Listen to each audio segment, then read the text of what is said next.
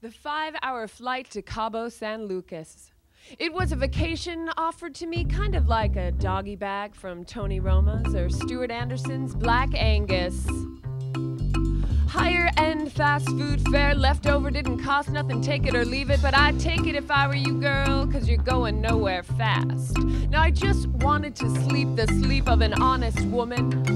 So when the stewardess leaned in close and breathed into my ear, "Here, put this stir stick in your drink," I didn't pay much attention until I looked into her eyes and saw that she was as tired of this, as tired of all of this as I was. "Somehow," she said, her face really close to mine, "the stick keeps the drink from spilling during turbulence. Now, I'm not a physicist, I don't know why, just do it." Well, my drink spilled anyway, and that might have been my fault. But for a moment, we had something, she and I. We had made a connection aboard this party-bound flying machine. And yells of, "Cabo! Woo! Right on Cabo, dude!" were already escaping the wet tequila lips of other passengers as we soared high above the border, and she tried to accommodate each and every one of us as best she knew how. And I tried to make eye contact with her as I deplaned to say goodbye and thanks for the stir stick tip. But she was busy picking something out of her shoe and didn't notice me. But I felt for her. She should not have this job. A real human should not have this job.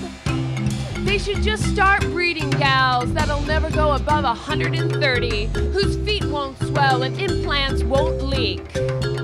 See, kids could barf on them, assholes could pinch them, men over 50 could insult the cooking like it was their own homemade recipes they were serving up. And why not? We're already breeding those crusty pilots with the smoky, sleepy voices. And that special brand of poultry with extra fatty lobes hanging off that can just be snipped in perfect 2-ounce servings. And they are breeding those tall, healthy, perfectly tan kids who flock to Cabo Wabo, the nightclub owned by Van Halen. Hey, is that Eddie and Valerie?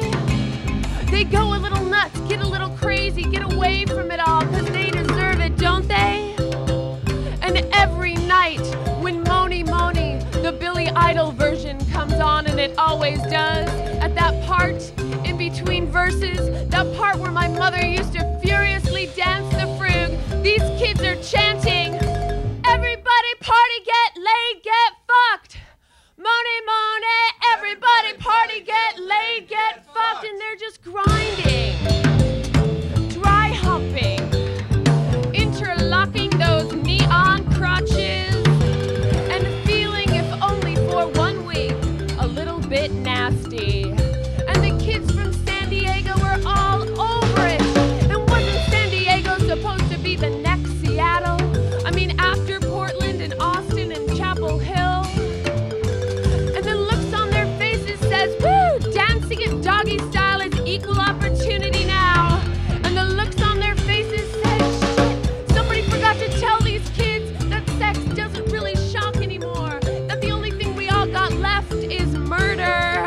And we are breeding killers like we are breeding sports fans, Winona bees, whiskey dick uncles, and cynical bitches who relapse occasionally and attempt to make connections with flight attendants."